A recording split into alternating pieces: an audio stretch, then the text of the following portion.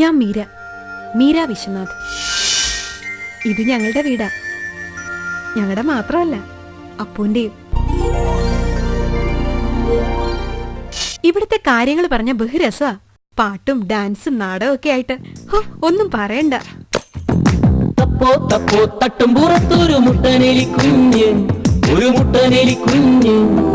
എല്ലാത്തിന്റെയും കൂടെ കൂടാൻ വിഷു. വിഷു എന്റെ ഭർത്താവ് കേട്ടോ.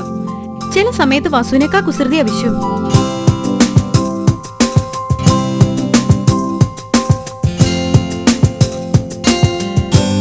വസുവിനെ അറിയാലോ. അവൻ എന്റെ എന്റെ എന്താ പറയാ, എന്റെ ലോകം, എന്റെ മകൻ.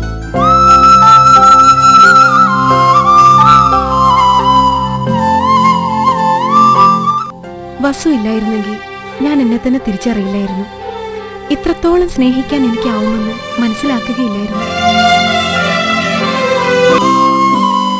4 മണിക്ക് സ്കൂളിൽ നിന്ന് മടങ്ങിയെത്താൻ അവനില്ലായിരുന്നെങ്കിൽ കാത്തിരിക്കാൻ എനിക്കൊന്നുമില്ലാതായി പോയേനെ.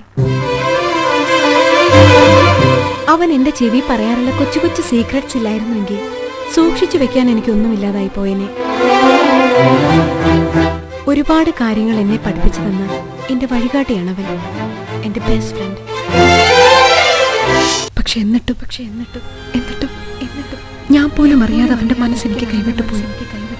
അന്നാദ്യമായി ഒരമ്മ എന്ന നിലയിൽ ഞാൻ തോറ്റുപോയി.